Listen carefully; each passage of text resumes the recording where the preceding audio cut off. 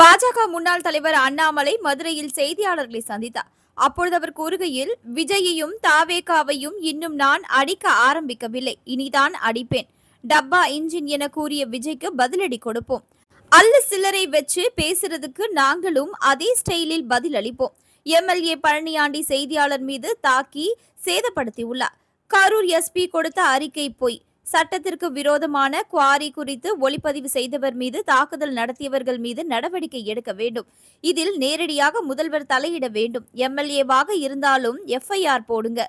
தமிழகத்தில் அதிகமாக சட்ட ஒழுங்கு பிரச்சனை ஏற்படுவதே திமுகவினரால் தான். சட்ட ஒழுங்கு அதல பாதாளத்திற்கு சென்றுள்ளது. திருப்பரங்குன்றம் விவகாரத்தில் ஆட்சியர் மன்னிப்பு கேட்பது அரசு கேட்டது போலதான். நீதிமன்றத்தில் அரசு வெட்கி தலைகுனிந்து உள்ளது.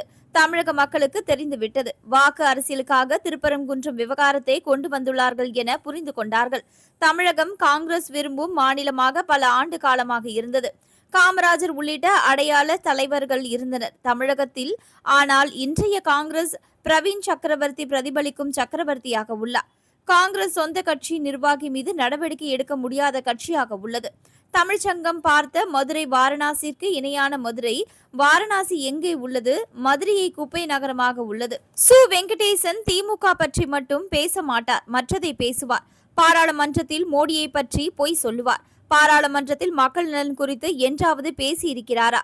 மேயர் இல்லாத மாநகராட்சி என்பதால் அமைச்சர்கள் தனிக்காட்டு ராஜாவாக உள்ளனர்.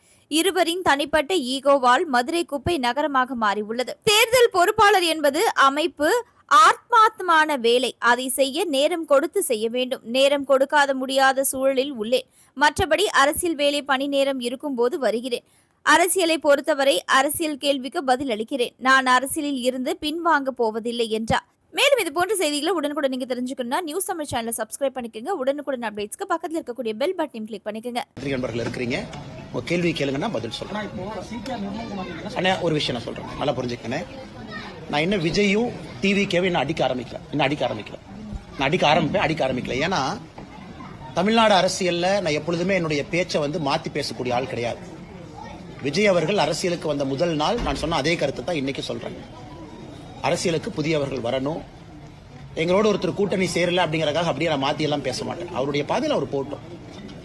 அதே நேரத்தில் இந்த டப்பா இன்ஜின் அப்படின்னு அவர் சொன்னதுக்கான பதிலடி நான் கொடுத்துட்டேன். ஆனா இன்னைக்கு டிவிகேவோ திரு விஜய் அவர்களோ இந்த கட்சியில் இருக்கக்கூடிய அல்லு சிலுகளை வச்சுக்கிட்டு வம்பிழுத்தாருன்னா என்னுடைய பதிலும் மிக கடுமையா இருக்கும். அதே பிலோ த பெல்ட் நான் போவேன். விஜய் மேலேயே நான் போவேன். அது வேண்டாம். ஒரு நாகரிகமான அரசியல் விஜய் சொன்னனால என்னுடைய பதிலும் இன்னைக்கு நாகரிகமா இருக்கு. இந்த 2ஆம் கட்ட 3ஆம் கட்ட 4 கட்சி மாறி வந்தவங்க அவங்க எல்லாம் வச்சுக்கிட்டு பிலோ த பெல்ட் போகணும்னு நினைச்சாங்கன்னா அதே விஜய் அவர்களுக்கு அதே டிவிகேக்கு அதே பாணியில அதே பிலோ த பெல்ட்ல அதை விட சிறப்பான பதில் சொல்ல தெரியும். வேண்டாம்னு நினைக்கிறேன். அரசியல் களம் நாகரிகமா இருக்கட்டும். அவருடைய பாதையில் அவர் போகட்டும். மக்கள் முன்பு அவருடைய கருத்துக்களை வைக்கட்டும்.